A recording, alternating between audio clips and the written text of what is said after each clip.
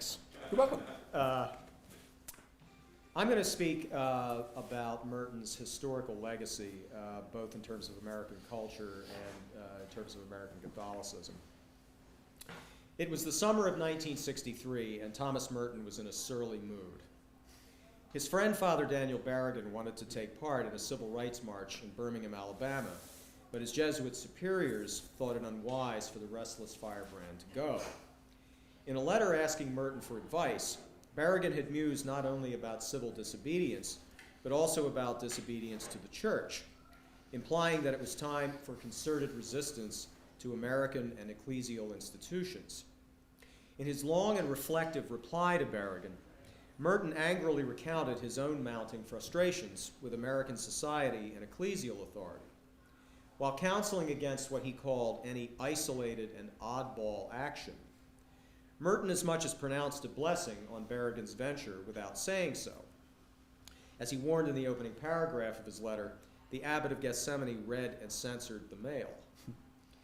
Indeed, Merton clearly envied his friend.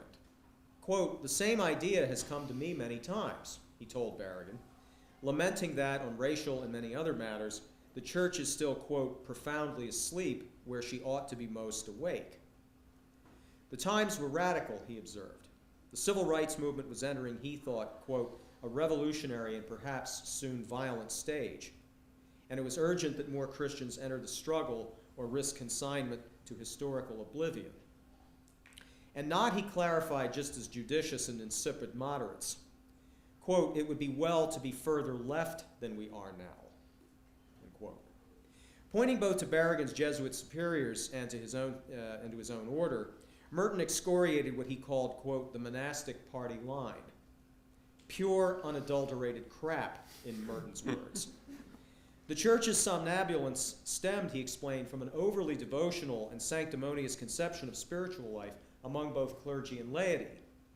Impatient in his own case with contemplation, Merton recoiled from what he called the antiquarian notion that a monk's foremost duty was, quote, "peaceful and pious meditation on Scripture."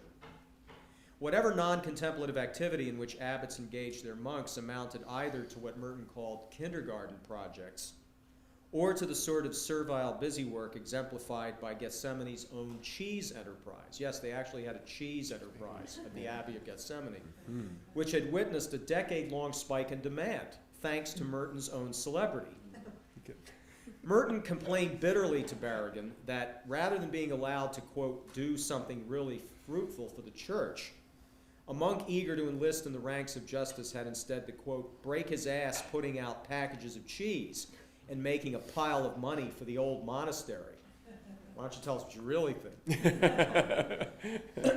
Merton's disgruntled missive to Berrigan contains everything that made him an icon of 60s Catholicism. His exasperation with ecclesial conservatism and lethargy, his longing to engage with the most radical elements of the era's political and intellectual life, and his eagerness to channel that exasperation and longing into awakening the church from its dogmatic slumbers. To be sure, Merton was not a systematic thinker. His most notable interventions in public intellectual life took the form of essays on various topics, from the civil rights movement and the war in Vietnam to consumer culture and technological fetishism. His historical legacy is, I think, threefold. He represented an opposition to the merger of Catholic piety and American nationalism that defined a powerful strain of Cold War religious culture. He articulated a critique of corporate capitalism that is among, I think, the most incisive and enduring bequests of the 60s New Left. And he fostered a critical attitude toward ecclesial authority that continues to mark American Catholicism. Now, Kathy is going to speak directly to Merton's impact on the peace movement, but I want to speak more broadly about Merton's attack on Cold War Catholicism. The enlistment of American Catholicism into the Cold War marked the culmination of a century-long process of Catholic assimilation into American national identity. Long considered as outsiders by the dominant white Protestant mainline denominations of cultural and economic and political power, Catholics were identified in the middle-class Protestant mind as a superstitious and ethnically suspect urban proletariat at variance with liberal democracy. But with the advent of the Cold War and with the appearance after World War II of a large suburban Catholic middle class, Catholics asserted both a new social and political power and a new form of national identity, one that was virulently anti-communist and just as virulently patriotic. Once vilified, Catholicism was now part of an American religious triumvirate that the religious sociologist Will Herberg had identified as Protestant Catholic Jew in a very celebrated book of that title. Catholics usually celebrated their new acceptance into the mainstream of American life as a kind of exodus moment, an episode in the liberation of the people from the bondage of religious bigotry and exclusion. Now, Merton, like Berrigan, Dorothy Day, and other Catholic radicals, realized that there was much more to the story than this. In his essays and his poetry, especially, which I think his poetry is often not read often enough as a form of social criticism, Merton sketched this very harrowing portrait of America as this gilded labyrinth of national security surveillance and commodity fetishism, the Muzak supermart complex, as he once called it. The American life that Catholics were joining and affirming was bound up with the military-industrial leviathan that was emerging out of the post-war nexus of corporate expansion and technological progress and post-colonial militarism. Catholics, he wrote in 1967, were simply repackaging, quote, the old amalgam of agnosticism, laissez-faire, and bourgeois hopefulness, those are his words, that Protestants had marketed for a century. Merton's opposition to the Vietnam War reflected his sense that the military-industrial complex was, quote, in his words, a white-collar murder machine that led inexorably to, quote, the systematically organized bureaucratic and technological destruction of man. Merton's indictment of technocratic and managerial structures reflected the impact of the German emigre Marxist Herbert Marcuse, often hailed or maligned as this avuncular mentor to the New Left. Marcuse's One-Dimensional Man, which was published in 1964, depicted advanced industrial society as a gargantuan apparatus of technological and military prowess whose one-dimensional culture defined the world exclusively in technical and pecuniary terms. Yet while Merton's portrayal of American society relied heavily on Marcuse, his own distinctive form of New Left critique, and I would consider Merton a member of the New Left, consisted in a sacramental sensibility that posed an alternative precisely to the one-dimensional imagination that Marcuse condemned. A sensibility that I might add aligned him with other avatars of the counterculture, such as Allen Ginsberg, Gary Snyder, Kenneth Rexroth, and Theodore Rozak. Sounding a lot like William Blake, Merton exulted in raids on the unspeakable that, quote, every blade of grass is an angel in a shower of glory. Every plant that stands in the light of the sun is a saint and an anthem. This was more than poetic flourish to Merton. It's a sacramental consciousness that enabled Merton to identify and excoriate the capitalist metaphysic of money. In No Man is an Island, published in 1955, Merton observed that people who liked their cigars with money were, quote, displaying a deep, pure sense of the ontological value of a dollar. Over the next decade, that remark grew into an exegesis of America's mercenary theology. In his famous Letter to a White Liberal, that was published in 1964, Merton noted that the civil rights movement exposed the adherents of both segregationists and liberals to the ontological gold standard of white America, namely money. The effectiveness of bus boycotts and lunch counter sit-ins proved, Merton writes, that it was only when money became involved that the Negro demonstrations finally impressed themselves upon the American mind as being real. The cult of Mammon was the nation's real civil religion. Quote, it is not the life of the spirit that is real to us, but the vitality of the market. Whatever Americans say about their devotion to spiritual values, they don't believe in them unless they can be swiftly and profitably translated into, quote, terms of buying and selling. But since money, quote, has no ontological reality, then the capitalist market exchange it mediated was a network of, quote, abstract operations, codes, ceremonies, iconography devoted to the worship and service of nothingness. Quote, the ritual that surrounds money transactions, the whole liturgy of marketing and of profit, is basically void of reality and meaning. Merton reasoned that this whole pecuniary sensibility shed light on American conceptions of freedom. To Americans, Merton wrote, the most basic freedom of all is the freedom to make money. If American individualism meant in the end that, quote, the freedom of the person is dependent on money, then without money, freedom has no meaning. Thus, when most white Americans bloviate about freedom, what they really mean, Merton charged, was, quote, the unlimited freedom of the corporation.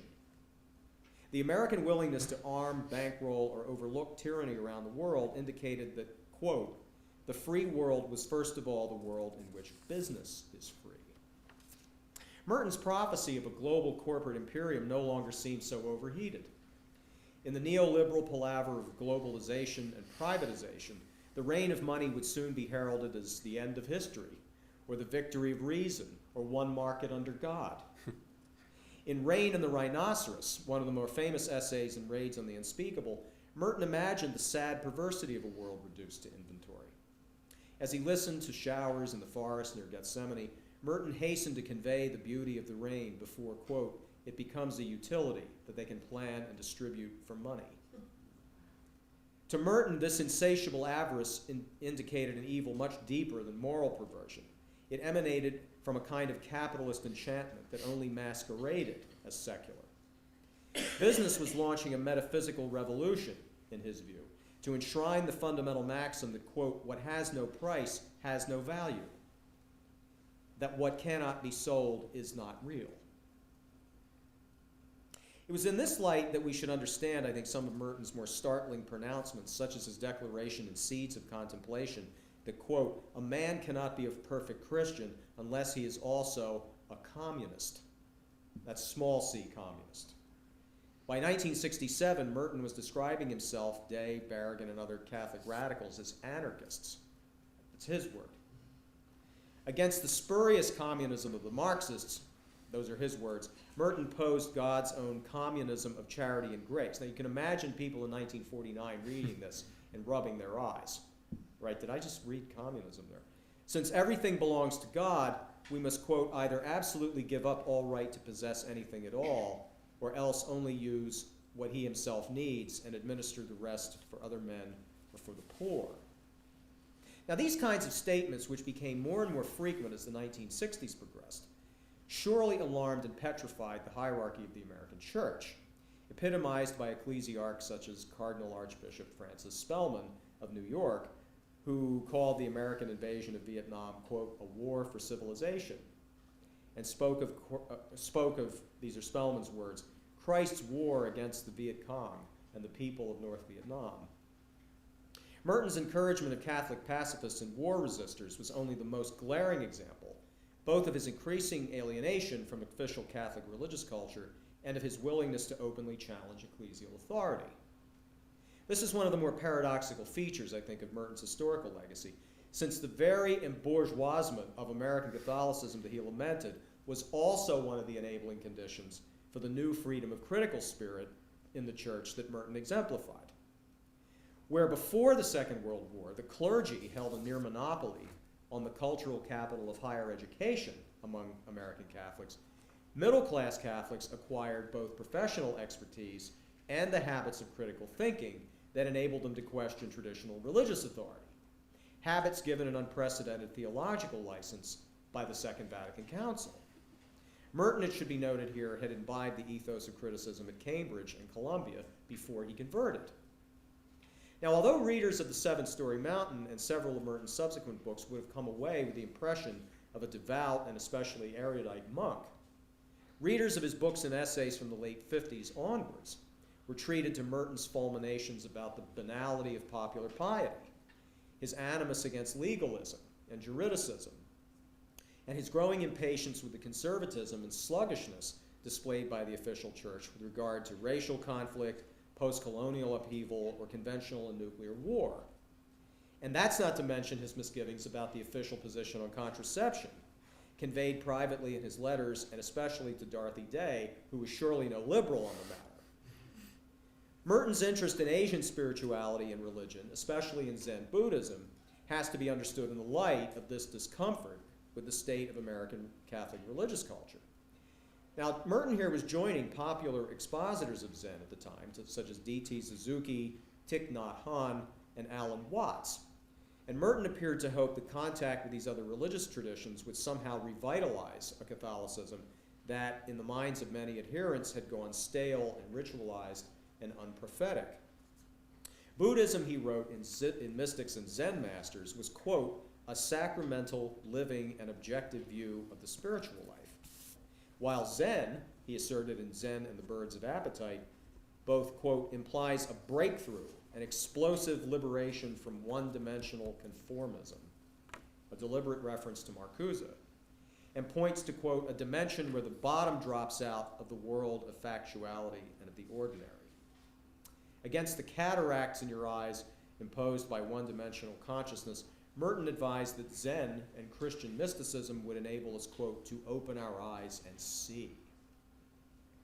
Merton's entire legacy can be glimpsed in the final address he ever delivered, Marxism and Monastic Perspectives, the talk he gave at a December 1968 conference of Christian and Buddhist monks in Bangkok, in which he tied Marcuse's analysis of one-dimensional society to the contemplative tradition of monasticism. Those caught up in the one-dimensional world do not, Merton told the gathering, apprehend reality as it fully and really is. Unlike the monk, whose devotion to the contemplative life provides him with the sacramental gift of a more capacious realism. But the monk, he argued, is not necessarily a man who takes traditional monastic vows. He, or she, is someone who, quote, knows the score, who believes that the, quote, claims of the world are fraudulent, precisely because they rest on a perverted and desiccated unreality. Even the claims of liberal democracy were spurious, he continued, since both the United States and the Soviet Union were becoming, quote, equally totalitarian in one way or another. One through outright tyranny, and the other through the suppression of alternative ways of being. Indeed, Merton dismissed existing political institutions in words that could have been equally apt for the creaking religious institutions of the age. Quote, you cannot rely on structures. The time for relying on structures has disappeared. A few hours later, Merton himself disappeared into history. Merton's untimely death has, of course, triggered all manner of speculation about what he would have done and become when he returned to the United States. But I think that the question is less germane than that of how an appreciation of his legacy can inform us in the present, how it can shape our own situation in a faltering, bewildered, and arguably declining American empire. In a beleaguered capitalism that is more ideologically and politically vulnerable than it has ever been since the 1930s or even the 1890s. In an American Catholic religious culture that is riven with disagreement and distrust, bereft of inspiring leadership. Yet, in the last few years, graced with the prospect of some new aggiornamento, some kairos or moment of renewal. But we can talk about all that during the discussion. Great.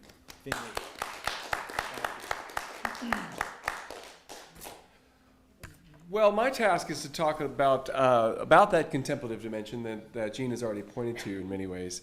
And the fascinating thing about Merton for us as readers, as thinkers with him, is that we have this chronicle of a life lived and a life that involves significant change.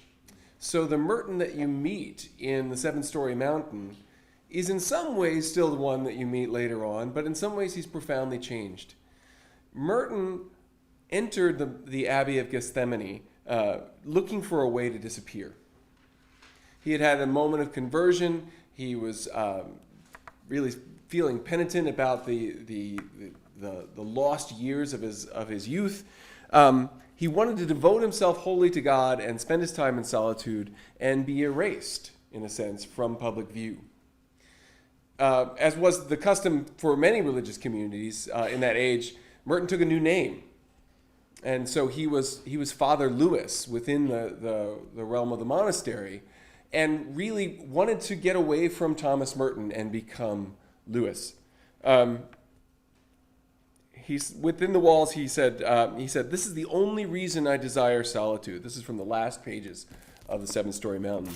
"This is the only reason I desire solitude, to be lost to all created things, to die to them and to the knowledge of them, for they remind me of my distance from you, O God. For I know that this was only because leaving them that I could come to you, and that is why I've been so happy when you seem to me to be condemning me to remain in them." So Merton had this experience of sort of wanting to leave the world, wanting to convert out of it. And then his religious superior saying, well, you should keep writing poetry, you should keep publishing. Thomas Merton needs to still live. And he felt the name Thomas Merton kind of chasing him for those first several years. And he just wanted to get out. But then we look 10 years, really, 10 years later, and we see something so dramatically different. And this is one of the most famous passages in all of Merton, and there's a lot. I mean, I have this stack of books here. That's probably not even a third of, not even close. But this famous passage, in Louisville, at the corner of 4th and Walnut, in the center of the shopping district, I was suddenly overwhelmed with the realization that I loved all those people, that they were mine and I theirs, that we could not be alien to one another even though we were total strangers. It was like waking from a dream of separateness, of spurious self-isolation in a special world, the world of renunciation and supposed holiness. So you hear that echo of exactly as Gene was talking about, that kind of frustration. But the frustration is not just with the church, with the religious life. It's with his own former self, with that desire to escape. He recognized that contemplation as escape was an illusion. And he came to recognize that. And we as readers get to, even today, watch that happen if we follow through his writings. He's shifting there from a notion of a people set apart, with the religious, the monk, right? As a person set apart to a people connected. Later on in that same passage, he says, they were mine and I theirs. We could not be alien to one another. But the contemplative life was the condition for the possibility of his noticing this. So he comes to see that contemplation is not an obstacle to being connected to these people, but the way he sees the connection. He says, this changed notion in the sense and value of my solitude, for it is in fact the function of solitude to make one realize such things with a clarity that would be impossible to anyone completely immersed in the other cares, the other illusions, and all the automatisms of a tightly collective existence. So Merton's insight there is that he sees his connection to us, his deep connection to us, precisely because he has taken time apart, because he has deepened his awareness in solitude. And the rest of us in the midst of our busy lives may or may not have that opportunity. So his role as this contemplative set aside was to remember our connectedness, to sort of preach our connectedness in this way. This leads to one of the best sort of short representations of this kind of insight, this way of thinking about contemplation, in an essay that Merton wrote, interestingly enough, called Contemplation in a World of Action. He was asked in the wake of the Second Vatican Council to sort of give an account. What is it that you all are doing? Right? And how does it fit with the way that we think about the world and the church and all of these things? And so he writes, contemplation in a world of action. What is the role of the contemplative in a world that seems to be about doing? And he says, he begins to develop, we used to talk about the religious life as sort of having the role of holy intercessors. Our job is to be off on the sidelines, praying hard that those in there who are doing, do it well, right? Sort of storming heaven on behalf of those. And he begins to say, well, that's got a different understanding of contemplation, a different understanding of God, different understanding of the world, and different understanding of action than what he comes to standing there on the corner of 4th and Walnut in Louisville. So he says in this essay, Contemplation in a World of Action, real Christian living is stunted and frustrated if it remains content with the bare externals of worship, with saying prayers and going to church. He's got scare quotes there, that's why I'm with fulfilling one's external duties and merely being respectable. You can just hear the dripping out of his voice there, respectable, right? The real purpose of prayer is the deepening of personal realization in love, the awareness of God. The real purpose of meditation, he says, is the exploration and discovery of new dimensions in freedom, illumination, and love, in deepening our awareness of our life in Christ. This is a sea change in the mid-20th century as a way of thinking about what contemplation is. The sense that it's deepening, and in deepening, we connect rather than separate. He says, yeah, but okay, you man or woman of the world, you man or woman of action, you're going to ask me this. What's all that have to do with doing stuff, right? He says, what's the relation of this to action? Simply this. And I love this. This is so powerful. This is like a Zen koan right here. He who attempts to act and do things for others or for the world without deepening his own self-understanding, freedom, integrity, and capacity to love will not have anything to give others. He will communicate to them, this is the part I think is so powerful, he will communicate to them nothing but the contagion of his own obsessions, his ego-centered ambitions, his delusions about ends and means, his doctrinaire prejudices and ideas. If you've ever had the experience of trying to help when you don't really know what you're doing, right? This is what Merton's talking about, but he's talking about it at a profound and deep level, right? What if all we do is try to fix things, but our acting to fix them makes the problem worse? How can we avoid that? The only way to avoid that is by deepening, by discovering a more authentic place. So this is the theme. Contemplation is not the opposite of action, but it's necessary complement. Right? Free and responsible action flows from contemplation, not away from it. This gets to a couple of key terms that become important in the wake of Merton. They're often misunderstood, so I thought I'd say a few words about them. Merton is famous for talking about the relationship between the true self and the false self. He said that, when we all tend to think that ourselves are the ones that are doing and acting and thinking, and right. And the way I think the best way to think about what the false self is the you that's talking to you all the time when you can't get to sleep at night. Right? When your thoughts are going, why did that happen to me today? What's going on? And what am I going to do tomorrow? And what's this mean for my life? And why did I waste my life for 10 years doing that? Whatever it is, right? That's the realm of, for Merton, the false self. That's your ego sort of trying to sort of stay in motion to tread water, to keep its head above water, right? And the key, he said, the contemplative practice can give you is the opportunity to sort of and sink. And recognize that when you sink, you don't drown, you don't die, you find yourself. You find your true self. Right? And so the false self is false. Now this is the important part. It's not like all that falls away and all those sort of fears and anxieties and things that we worry about and things that have to get done. It's not like that all just evaporates, right? Either at the personal level or at the global level. It's rather that it's a false self, not because it needs to go away, but because it pretends that it's the only reality. It pretends that it's as deep as you can go. Let's get things done. So that's false, because the deepest reality is beneath that, underneath that. And the only way to renew that upper level of reality is by deepening first. So true and false self. Another key point that Merton often brings up is a term that he loved. He was a real Francophile. He loved French culture. Spent a lot of time in France.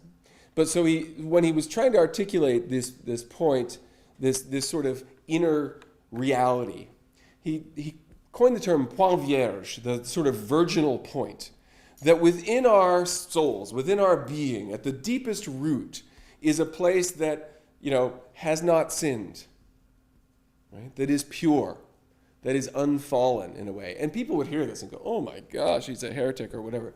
But you can find that tradition all the way back. Augustine even says, even Augustine, who gets a bad rap as sort of the original sin guy, right? Augustine has that sense that what we are at our deepest root is rooted in God. And when we are rooted in God, we are one with God. There is no sin. What is sin then? Does this mean sin's erased? No. Our sinful habits and patterns and our way of life prevent us from recognizing that that's where we are rooted, right? And so we keep perpetuating this sort of thing. Sin is as real with the understanding of Paul Vierge as it is in a sort of strong Calvinist sense of complete fall, right? Complete total depravity, right? But it sort of plays out in different ways. Does that make sense to everybody?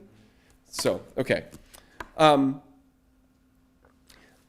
All of this is a way of framing what I think is one of Merton's key points, and that Gene already made, that a way of thinking about a contemplative engagement with the world rather than flight from it.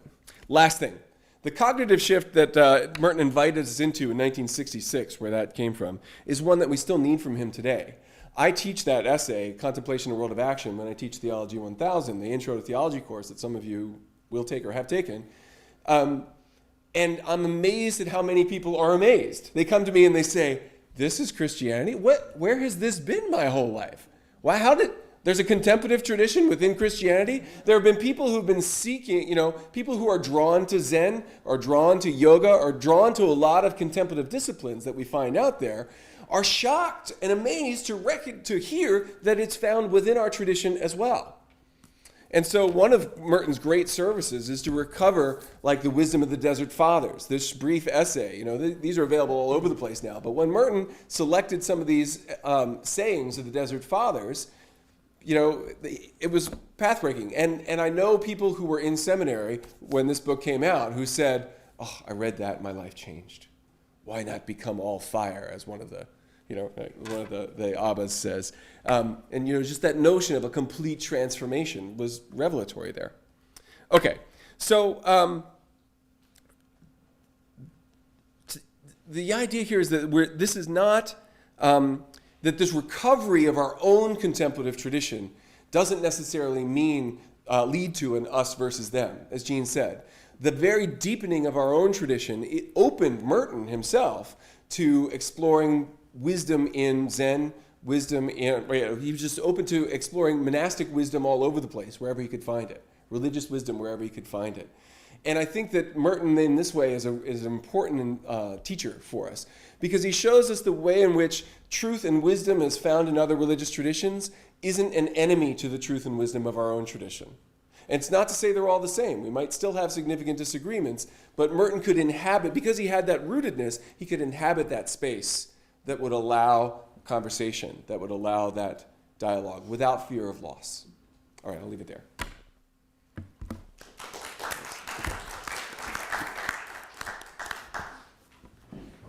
Well, I must say our decision to go in the order we did was genius, and you all have made my job very easy, because I'm pretty much just going to be kind of affirming and going off points you already made. Merton's thoughts on peacemaking, activism, pretty much follows almost intuitively from the things both of you have said.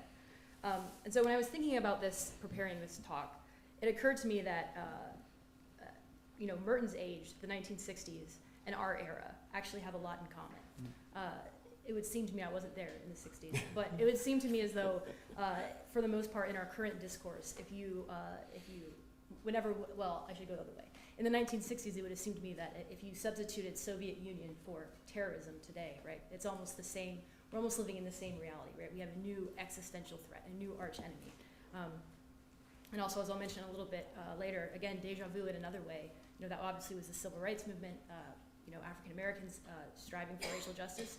Here we are, 50 years later, and we're in the middle of the Black Lives Matter movement. So again, very deja vu. So in addition just to being a classic thinker that has relevance for all times and places, I feel like he's especially important to us because the parallels between our ages are very, very strong. So in light of that, I originally thought I would, frame this talk by asking the question, what would Thomas Merton say about ISIS, right? Or would Thomas Merton counsel nonviolence in response to global terrorism? That's what I thought I was going to do. But thankfully for me, I realized quickly that would be to totally miss the point and the message of Merton's entire, his work, his life. I think what Merton shows us is that if we think that the choice between nonviolence and war is made at the point of encounter with a threat or an evil or an injustice, right, it's already too late.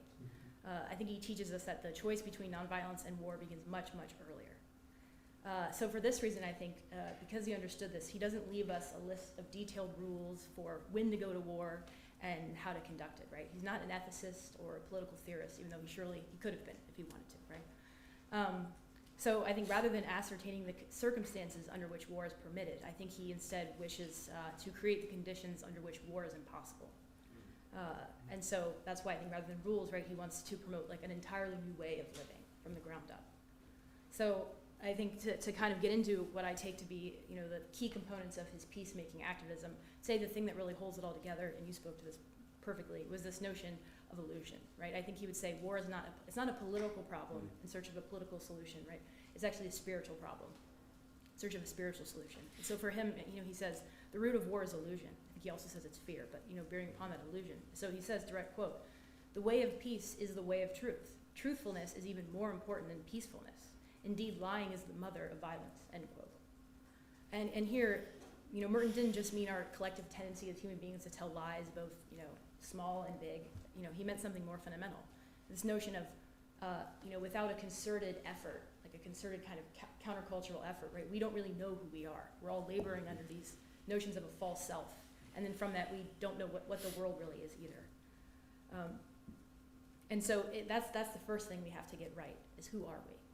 And so in a sense then I see, as you said, for Merton, the monastic life, like peacemaking, it's this kind of weird paradox between saying no to the world in order to say yes to that. And of course that seems obviously contradictory and nonsensical. But I think again we have to understand what he means by the world, right? What is the world he's saying no to, right? And then what is the world he wants to say yes to? So again, this is going to be kind of a long quote from him, but he's the guy, not me. So we'll go with his words here. Good So client, yeah. So he says, okay, so quote, what I abandoned when I left the world and came to the monastery was the understanding of myself that I had developed in the context of civil society. My identification with what appeared to me to be its aims. Certainly in the concrete, the world did not mean for me either riches or a life of luxury, but it did mean a certain set of servitudes that I could no longer accept. Servitudes to certain standards of value, which to me were idiotic and repugnant, and still are. Many of these were trivial, some of them were onerous, all are closely related. The image of a society that is happy because it drinks Coca-Cola, or Seagrams, or both, and is protected by the bomb. The society that is imaged in the media and in advertising, in the movies and TV and bestsellers, in current fads, in all the pompous and trifling masks with which it hides. Callousness, sensuality, hypocrisy, cruelty, and fear, end quote. And again, don't misunderstand him, right? He's not against these very human products of culture, right? He's not against cultural expressions. Again, it's the mask that these expressions can sometimes put on, or I guess wear. So then, in response to this, so that's the no, right? And so the no, he says, quote, for my own part, I am by my whole life committed to a certain protest and non-acquiescence, and that is why I'm a monk. So that's his no, right? But then he goes on to say, yet I know that protest is not enough. And so this sense of it's not enough, the protest, the withdrawing, the no is not enough, right? You can't just say no, you have to say yes to something, right? You can't just opt out, you have to opt in to something.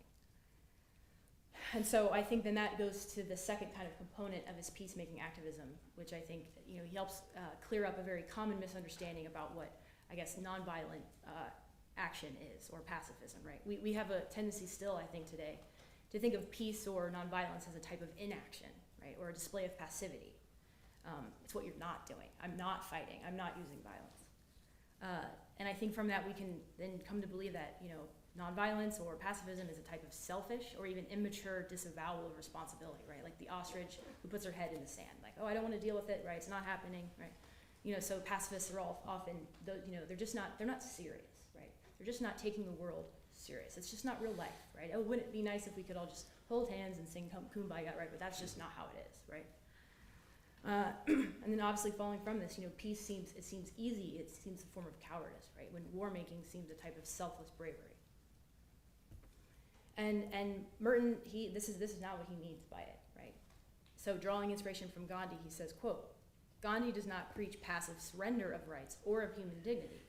On the contrary, he believes that nonviolence is the noblest as well as the most effective, way of defending one's rights. And there, of course, he's in good company with people like Martin Luther King. The notion that it's not just doing the right thing to do the right thing. It's actually the way forward. So as you can see, then, to actually follow through with this life, actually, rather than cowardly, right, or immature, actually, takes a lot of courage. And again, I'm going to quote him again, right? He says, quote, "Gandhi does not envisage a tactical nonviolence confined to one area of life or to an isolated moment. His nonviolence is a creed which embraces all of life in a consistent and logical network of obligation. One cannot be violent, for example, in interpersonal or family relations, and nonviolent with regard to conscription and war. Genuine nonviolence means not only non-cooperation with glaring social evils, but also the renunciation of benefits and privileges that are implicitly guaranteed by forces with which conscience cannot accept," end quote. And I think that's the hard part, right? It's easy for us to say, oh, I'm not doing anything, oh, I'm not participating in evil, right? Which we might be deluding ourselves a little bit to the extent that that's true, right? But it's a lot harder just to say I want to cut myself off from the good things that come from the bad things other people do. I think that's the hardest part. And again, the third part that falls right from this, because for him the ultimate answer to war is truth, right? And the ultimate cause of our problems is illusion. He was not afraid to find truth wherever it could be found. So, he took inspiration from Gandhi, who was a Hindu, right, as well as other Eastern traditions. He built relationships which defied and broke open those seemingly necessary and unmovable boundaries that keep people apart, right? And with that, right, he also puts two things together that we, just as action and contemplation, how do those go together? I think he also puts truth and unity together in an interesting way. A lot of times, I think it can get seen as though if we're about the truth, then we have to reject or deny those people who disagree with us, right? Or, be a very narrow clique of the righteous, so to speak. But I think he actually shows the opposite, right? He was able to build, it seems like he became more connected to people, right? The more deeply he went into this truth. Truth and unity for him are not enemies, but allies. And I think, again, another, I guess, false notion of religion, or maybe I think religion can also be an effect of our false selves, right? Is the notion that the more intimate his relationship with the Christian God became, I think actually he was able to have even more intimate relationships with non-Christian people, which is interesting. We don't usually think of it that way. But that's something that, even if it doesn't make sense cognitively, again, he displayed that in his life. But again, and here's the other thing, but unity for him does not demand or require sameness. In fact, he says, that imposition or the demand for sameness actually itself is a form of violence. And again, I'm going to quote him here, because I think this one is particularly applicable to us. Apparently in the 1960s, it was a thing to do. Again, I wasn't there apparently a lot of American Catholics would pray for the conversion of Soviet Russia, like their conversion to Catholicism and to, I guess, the American way of life. So Merton, again, this is not the advice you would expect a Catholic monk to give, right? He says, no, don't do this. Stop praying for them to become Catholic. And he says, quote, "That the Russians may all suddenly embrace the very same kind of Catholicism that is prevalent in the U.S., along with all the social attitudes of American Catholics, all their customs, their religious cliches, and even their prejudices, it would indeed harm us greatly if all the rest of the world suddenly enclosed itself within our own limitations. Who would then challenge and complete us?" Right? Yeah, right? Yeah, okay. And then he goes on, okay, and this is the challenge. Until we recognize, this is a really hard challenge, okay? Until we recognize the right of other nations, races, and societies to be different from us and to stay different, to have different ideas and to open up new horizons, our prayer for their conversion will be meaningless. Until we feel in our own hearts the sufferings, the desires, the needs, and the fears of the Russians and the Chinese as if they were our own, in spite of political differences, until we want their problems to be solved in much the same way as we want our own to be solved. Until then, it is useless to talk about conversion. It is a word without significance, end quote. So I think, we could think of the enemies of today, right? Do we really want for, I don't know, the people of Iraq or Iran, what we want for ourselves, right? I mean, just in the Democratic debate a couple weeks ago, Hillary Clinton said that they asked, who are you most proud of? Which enemy are you the most proud of? And she said, among her list, she said, the Iranians. And I was kind of like, the Iranians, really? Like the whole country, all the people? So do the opposite of that, and that's what Merton wants. So, okay, what does it have to do to today? So what are the applications? I think today the two biggest kind of illusions that are plaguing our society and that may be driving, that are emanating from our false selves and are driving kind of a war mentality that we still seem to be under. I think the first one, and they're related.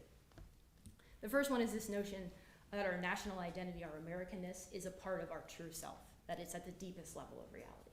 Now, Merton's not saying, like, let's abolish the nation state or let's dissolve national boundaries. He's not necessarily saying, like, being a certain country is bad, necessarily.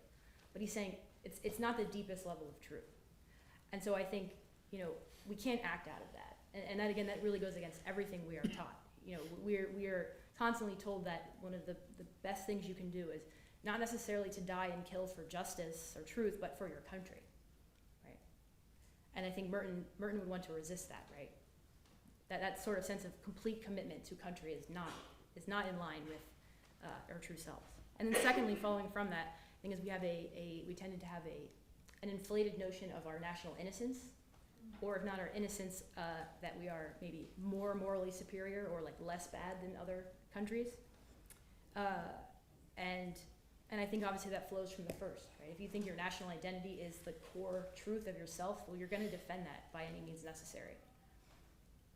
And following from that, right, I think obviously that's a foreign policy critique, but it's also a kind of a domestic policy critique. I mean, as it was mentioned, Merton was very vocal about racial injustice, right, which is still plaguing us. So, this nonviolence, violence thing, justice, freedom is not just a problem out there, it's a problem in here as well. So in conclusion, what should we do about ISIS, right? Just to reiterate my point, well, that's the wrong question, right? The first question is, who are we? We got to figure that out first. And if we don't figure out who we are first, right, our moral reasoning will always fall short. Until we figure this out, we will continue to mistake the strivings of our false selves for justice. And that's all I got.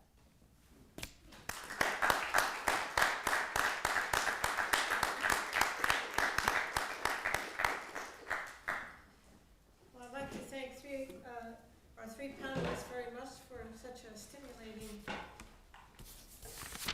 the perceptions we got about Merton and the differences. And I'd like to open it up for questions, especially several of us, perhaps, or maybe few of us in this room, have grown up in the 60s. Remember the 60s. But yes, remember well. And we're still functioning now. How long, I'm not so sure. But at any rate, yes, maybe I'll start it off since I just said I was a product of the 60s myself. By the way, parenthetically, I have a niece who asked me once, what's your favorite category in Trivial Pursuit? I said, history. She said, well, that makes a lot of sense since you lived through most of it. Wow. Some of us did live through a lot of this. But history is short. But what's fascinating to me is that the issue that you all hit on is something that's very real in our society today. And I almost cringe at times when I hear people mention American exceptionalism, because it's such a prideful way of striding the world, of seeing the world as if my vision is the real truth and the only one that counts. There's no sense of humility whereby I can learn from other people's or from events. And frequently it seems to me that religion can be a smokescreen for bigotry, prejudice, a way of not thinking at all about questioning who we are, or as a people particularly. It's a rather prideful stance in the world that is quite bothersome, and perhaps even enables me to understand better why some countries hate us. I mean, I just throw that out, given my years of experience. What are your thoughts on that? It's going to be hard to eradicate because it's deeply ingrained in American identity. From, we often hear this stuff about the Puritans and their city on a hill, and we think this is inspiring. Well, that's the origin. Right. If you think that you have in fact been anointed by God with some kind of a special mission, even in secular forms, I personally think this is just so deeply ingrained in American national identity that I sometimes despair of seeing it expunged. You know, even part of what happens to American Catholicism after the Second World War is that they buy into this. You know, this is originally a Puritan notion. And after 1945, I mean, American Catholics have been doing this for quite a long time, you know, buying into this. But it's only in 1945 that I think they basically buy the house and just say, yeah, you know, we're American exceptionalists too. So I know that's depressing and downbeat, but I do think that frankly, the only way, though, that you're going to begin to expunge it is through some kind of a religious counter alternative. But I guess I'm just emphasizing the difficulties in that because I just really think it's that embedded. And I think I'd also say that I think the racial justice element, particularly the anti-blackness form of racial injustice, is I think all related to this, because I think this is anti-blackness or white supremacy is also completely central and fundamental to American identity. And I think you know, the unraveling of all of this that you're talking about, right, is not going to happen until the unraveling of the white supremacy, right? And so there's a lot of energy around explaining that away, or you know, mobilizing to make it seem like it's some rational thing or doesn't exist. And I think the foreign policy part and the race part are very linked. White Americans have always needed an other, right? And so for the Puritans, it was the Pequots, right? So you slaughter the Pequots, you know, because what are they? They're the Canaanites from the Old Testament. And so which next bunch of people are now going to be the people onto whom we project this kind of pathology? It's interesting you mentioned the Pequots, or Indian tribe, that for many years written into our Constitution is that Indians and African Americans are 3/5 of a person. We haven't gotten beyond that. I guess the only thing I would add, I think, is that I think we have a twin temptation. I think we have, and this is reflected in our political spectrum, such as it is, that I think at a sort of, I mean, for an individual level, when you talk to somebody, you often find that pride and self-loathing are flip sides of the same coin. You know, that they're really the same phenomenon in a different way. And I think that there are elements in our significant elements in our culture, in our society, that struggle with pride in the way that you're talking about it, and maybe the same people, or maybe it's their sort of counterpart, struggle with self-loathing. And the counsel, sort of from the contemplative tradition as it relates to action here, is to recognize the identity beneath that national identity that wouldn't sort of be susceptible either to pride or self-loathing in that way, or would have the tools with which to resist it or push back against it or get beneath it or work, you know, sort of work to put it in a relative place. So I think that one of the reasons why our political culture is so fractured right now, and our racial conversation is so fractured right now, is that we're caught on the horns of these oppositions of that we could talk about in terms of pride and self-loathing in this way, and it's just impossible you can't win that because they're the same, right?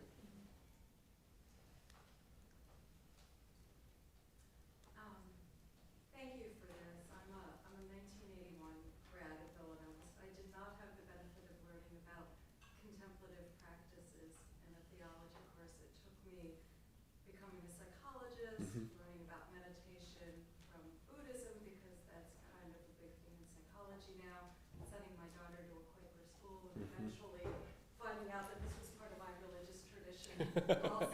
Exactly, yeah. And really having sort of a paradigm shift about Yeah. that. One of there's many things I'd like to talk about, but I'll live with myself. One of the things that gives me some hope is to see the emergence of contemplative practices in various organized religions as well as in secular culture. And so mindfulness-based stress management, these types of things. And I've had really wonderful experiences of sitting with people of many faiths, people of no particular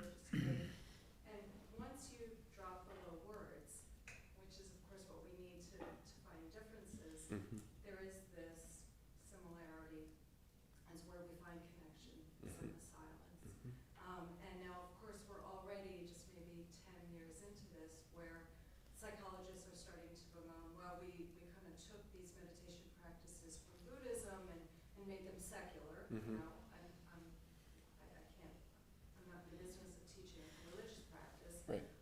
And we've taken the spirit out of that, and now it's being used, and no offense to anybody who works for corporate America, but, you know, to kind of, it's Mhm. okay, you know, just Mhm. follow your breath and accept these Mhm. low wages and poor treatment and Right. no healthcare benefits. Right. And it's a real concern. Yes. So again, there's sort of a good as well as the potential for misuse. Yeah. As with anything. Yeah. So I'm just sort of wondering about, you know, your thoughts about that. And the other piece that was really crucial, I think, is you know, we need an other Yeah. to try to make ourselves feel better Mhm. because of the self-loathing. I often feel that as a clinical psychologist, the piece that I end up working with is, especially in people who were raised, you know, in our Western Christian culture, love thy neighbor as thyself. Mhm. Well, that assumes one loves Mhm. oneself, Mhm. right? Which in Eastern cultures, my understanding is a little different. Mhm. That's where the work is for Mhm. people to actually love themselves Mhm. as much as they, you know, love others. So that whole piece is really important too, and I think with contemplative practices, that's a healing process. Mhm. So I don't even know what the question is. Those are just sort of all my free associations as I'm listening to the three of you. One thought that, as you were talking, I was glad you brought it around to this question that people are beginning to wonder if, you know, how are we using these mindfulness practices and what purpose are they serving? Because I've often thought, I was reading some of the pieces that have been critical of this in recent publications, and you could almost hear, if you've ever read Rain of the Rhinoceros, this sort of dripping sarcasm that Merton has for everybody having fun, right? And you could almost hear, you know, him writing something like that about this sort of way in which we're all, you know, de-stressing, you know, I mean, that sort of sense that we're making ourselves docile for corporate capital to do what it will with us. So I think, you know, the Mertonian challenge, right, is to discern, right? He's invited us into a way of thinking about contemplative practice in a way that exceeds the boundaries of one tradition, but how do we separate the wheat from the chaff within that now? How do we root it properly, right, such that it becomes a source of liberation, freedom, and authenticity, as he talked about, and not docility for to make us prey to corporate capital or whatever other we would think of. I would go farther than Kevin. If your employer asks you to engage in mindfulness, run away. I really do. You know, I'm glad you said that. My research on this has definitely confirmed my suspicion from the beginning that this is basically a way to reconcile you to your wage servitude. Well, Yeah. and yes, I would say, and I don't want to get too off track, that teaching contemplative practices, either within someone's religious tradition or if I just teach them the secular version of the meditation practice, it often has that very healing, Mm-hmm. you know, exactly what you were talking about, sort of being able to go away to then Mm-hmm. reconnect. And people find a different version of whatever their belief Mm-hmm. structure is. This is somebody coming and saying, I want to learn this. Right. I don't work for any corporation. Right. But Yeah. you know, and again, this was a real light bulb moment for me. This felt like the missing piece, Right. personally, professionally, and spiritually. As Yeah. someone who kind of straddled pre and post Vatican Sure. II. I was taught to pray for the conversion Right. of this communists, Right. and that ours was the truth. Right. And even had a relative who was a parish Catholic priest, very concerned because I was reading when I was in college at a Mhm. Catholic university, Thomas Merton and Mhm. Teilhard de Chardin and Dorothy Mhm. Day. Mm-hmm. So I mean, there's all those forces Mm-hmm. that you know, like religion, can be a great force for good or Mhm. for, I think, evil. Mm-hmm.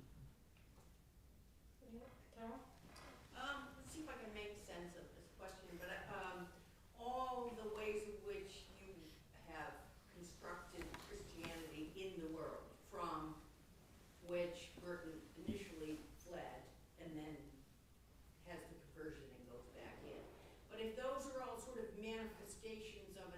escape from one's vulnerability. So we find power and security in militarism, in nationalism, in, in capitalism, all of those things. And that's a failure of faith if we're unwilling to really embrace our vulnerability. And in doing so, we actually find ourselves in unity with God, right, and other people. Do you think did he at all feel as if being in a monastery in the contemplative life was another form of insulating oneself against one's profound ontological, vulnerability? Does that make any sense? Absolutely. I mean, I'll start anyway. Yes and no. I mean, I would say that that clearly, as he looked back on his 1948 self, he thought, "Oh, I was running away from something," right?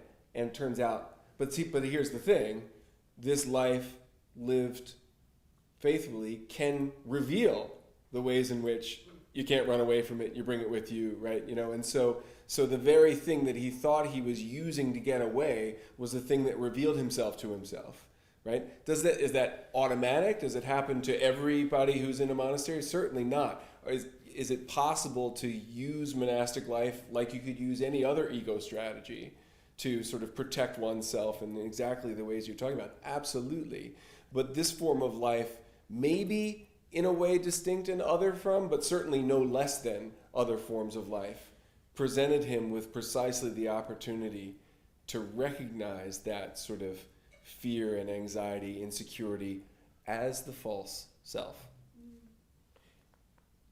At the conclusion of my remarks, I gestured toward the fact that there's a lot of speculation about what Merton would have done if he had lived right beyond Bangkok. And I'm one of those who suspects that he would probably have left the Abbey. I think there's a lot of evidence for this in his correspondence, and I think that you can even detect some of this in his published essays. Now, that said, the reason that I think that last address of his is so significant on many levels is that he seems to be pointing in this direction towards some kind of a new form of monasticism. And again, I mean, it's tantalizing to speculate on what that would have meant. Would it have continued along these lines of, okay, yes, contemplation reveals you to yourself, but would that necessarily take the form that it did in the Abbey? I don't know. But I suspect there would have been a continuity with the concerns that Kevin articulated. I just don't know. I'm not sure it would have taken the same form that it did. I mean, it makes me think of Thich Nhat Hanh, his sort of mindful moving, in the world. Well, you also see, I think, depicted in Seven Storey Mountain, a transformation of what he's interested in studying. When he was at Columbia, he was studying English literature. And it almost seems that the monastic experience brought him to another level of awareness in terms of what he needed to know about. So perhaps at that juncture that you're talking about, Jean, it is tantalizing to think about because it is open-ended. And given where he moved to at that juncture, you are left with some questions about where would he have gone had he lived. Because what he has come to know about the world and understand, it seems that it has really changed him dramatically in a way that he's free to move, whether it's to move back to Gethsemane or to begin the next journey. But he's really a pilgrim in many ways to the whole process, it seems to me. I was going to say, one thing that never leaves him, even though he comes to understand it in a different way, is feeling plagued by his public persona. That never goes away. He deals with it differently. But to be Thomas Merton, the significant public intellectual social critic, was an affliction for him precisely because he kind of liked it, you know. And so this struggle with success and competence and recognition as something that he craved and yet also knew was not necessarily good for him. And so, you know, solitude, this is why he remained convinced, I think, that some form of solitude was essential for him. He needed it. And so whatever form it would have taken, I think it would have included something like that.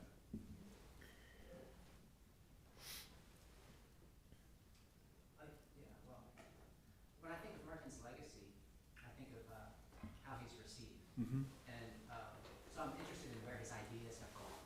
And each of you have brought up several ideas, and maybe it's because it's just on my mind. Mm-hmm. But when Pope Francis spoke in Congress, and he brings up Merton, and reporters are scrambling to find out who Thomas Merton was. And when I think about vocation, right, so some of the ideas that you guys brought up, Merton being opposed to value based on mere utilitarianism, coming from Marcuse. First, privatization, except in service of the common good, versus technocratic paradigm, by which technology influences our decisions, not only helps us achieve what we decide to do. A respect for diversity, and impatience for sluggish conservatism, and then ultimately a call for a new paradigm, in which we're concerned not just in what we are going to do, but how we think of who we are. And if that's not a summation of Laudato Si, you know, I don't know what is. And so my kind of question is, when I read Merton, when I revisit Merton, I'm always struck by how fresh and prophetic and contemporary he is. And even when I share with students, they're surprised to know that he died in 1969. You know, especially when he's speaking about love, he's speaking about their pop culture. You know, I mean, what it's become. Love. So I'm wondering about the receptivity to Pope Francis and what he's doing. If there's any parallel to the way Merton has been received by Catholics and non-Catholics over the years, and how that has changed or not changed, or whether Francis faces the same kind of opposition as Merton's ideas have faced in the institutional church and elsewhere. Does that make sense? Yeah. In terms of Merton's reception, I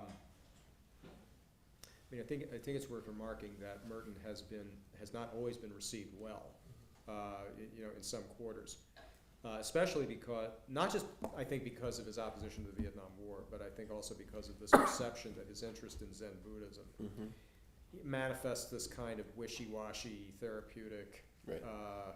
Yeah, you know, Buddhism and Christianity, Hinduism, it's all the same all the thing, same, man, yeah, right? right. You know, That was the which, fear. yeah, clearly that's not Merton at all, but Right. there's a way in which I think that can be received as his, you know, endorsing that kind of thing. Yeah. I mean, when Beltway reporters don't know who Thomas Merton is, I mean, I'm not shocked at all. And, you don't know anything anyway. So, but the same sources. The same kind of reaction to Francis, I think, in a sense, yeah, it does replicate the reception of Merton. I mean, talking about the 60s, I mean, I often use as a line in classes, who said the 60s ever ended? I mean, I think a lot of our racial and cultural and political clashes are still born in that era. The only thing I would say about the technocratic paradigm, I mean, I just got to get this off my chest. I mean, Kevin's heard this before. That if the Pope had simply come to me and asked me what to say about the technocratic paradigm, is that it seems to me that the technocratic is always in this culture rooted in the pecuniary. Yeah. I mean, we have a technocratic paradigm because we have a pecuniary one. But that's just my cavil.